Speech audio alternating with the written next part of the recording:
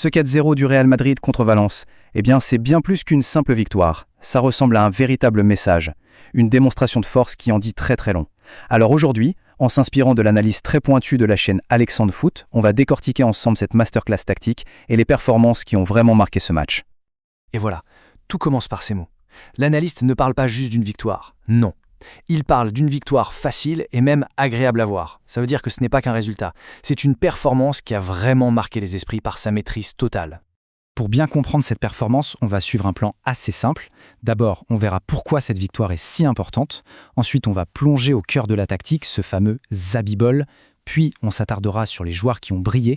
Et enfin, on prendra un peu de recul pour voir ce que ce match implique pour la suite de la saison.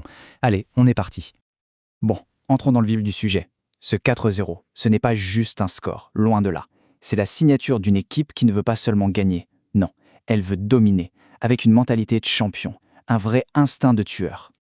Ce qui est frappant ici, c'est vraiment la manière. L'analyste le dit très bien, l'équipe aurait pu en mettre un 6e, peut-être même un 7e. On parle d'une maîtrise absolue du début à la fin. Pas de but encaissé, un jeu super propre et une efficacité chirurgicale. C'est la marque d'une équipe qui ne laisse vraiment rien au hasard. Et cette citation, elle résume absolument tout. Tuer l'adversaire quand on en a les moyens. Le Real Madrid a montré qu'il ne lâchait rien, jamais. Il ne se contente pas de la victoire. Il veut anéantir son adversaire. C'est cette faim, cette mentalité de prédateur qui fait toute la différence au très très haut niveau. Mais attention, cette mentalité, elle ne sort pas de nulle part. Elle est le résultat d'une vraie révolution tactique que l'analyste a baptisée le Zabibol. Et c'est là, franchement, que ça devient passionnant. Alors, c'est quoi exactement ce Zabibol ? Eh bien, c'est une philosophie de jeu qui repose sur deux piliers, la domination et le contrôle. Fini les moments de flottement, les baisses de régime. Là, on parle d'une intensité de tous les instants et d'une organisation qui ne présente aucune faille. Et le changement, il est radical. C'est presque le jour et la nuit. L'analyste est formel là-dessus. Sans critiquer ce qui a été fait avant, la métamorphose est spectaculaire. On voit une nouvelle attitude, une intensité décuplée, une structure bien plus solide. L'équipe ne subit plus, c'est elle qui impose sa loi. Et sur le terrain, concrètement, ça donne quoi ? Un pressing chirurgical, une solidarité à toute épreuve et des solutions qui fusent de partout pour celui qui a le ballon. L'analyste parle d'une animation constante, de mouvements perpétuels et même les coups de pied arrêtés sont devenus de vraies armes. C'est une machine parfaitement huilée. Et ce chiffre, il résume tout. 10 à 15 secondes. C'est le temps maximum que le Real laissait à Valence pour respirer avant de leur reprendre le ballon.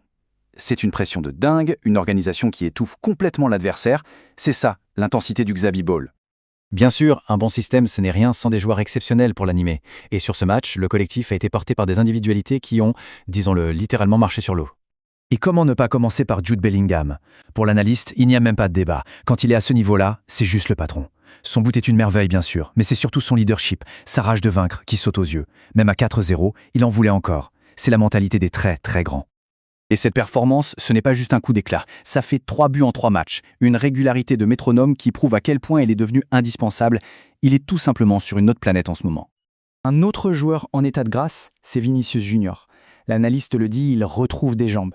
Et quelles jambes ? Il est redevenu ce poison permanent pour les défenses, ce joueur qui met le feu à chaque prise de balle. Il provoque, il percute. Il redevient ce joueur capable de faire basculer un match à lui tout seul. Et je n'ai pas tout. Comme le souligne cette analyse, sa finition devient de plus en plus létale. Il ne se contente plus de dribbler, il est aussi plus intelligent dans ses déplacements et ses combinaisons. Il est en train de devenir un attaquant total. Mais la vraie star, au final, c'est peut-être le collectif. Que ce soit Arda Güler et sa vision du jeu, ou l'activité juste phénoménale de Valverde, tout le monde était au diapason. L'analyste insiste là-dessus, personne n'a été mauvais, même les remplaçants. C'est ça, la force d'un groupe où chacun se sent indispensable. Allez, pour finir, on prend un peu de hauteur, parce qu'au-delà des 3 points, ce 4-0, c'est un message envoyé à toute la concurrence, et c'est un message particulièrement bruyant. La conséquence la plus directe, c'est évidemment la pression mise sur le grand rival, le Barça. En gagnant avec une telle autorité, le Real ne fait pas que prendre des points, il jette le gant. Le message est on ne plus clair, la moindre erreur de votre part se paiera cash. Et cette dernière phrase de l'analyste, c'est la conclusion parfaite. Cette victoire, c'est un signal fort. Le Real, c'est sur une dynamique impressionnante et il prévient tout le monde. Pour venir nous chercher, il faudra être bien plus que bon. C'est une vraie déclaration d'intention pour le reste de la saison. Alors, pour finir, on est obligé de se poser la question. Entre le leadership de Bellingham, le génie retrouvé de Vinicius ou tout simplement la force de ce collectif implacable, Qui a été le véritable homme du match? Franchement, le débat est ouvert.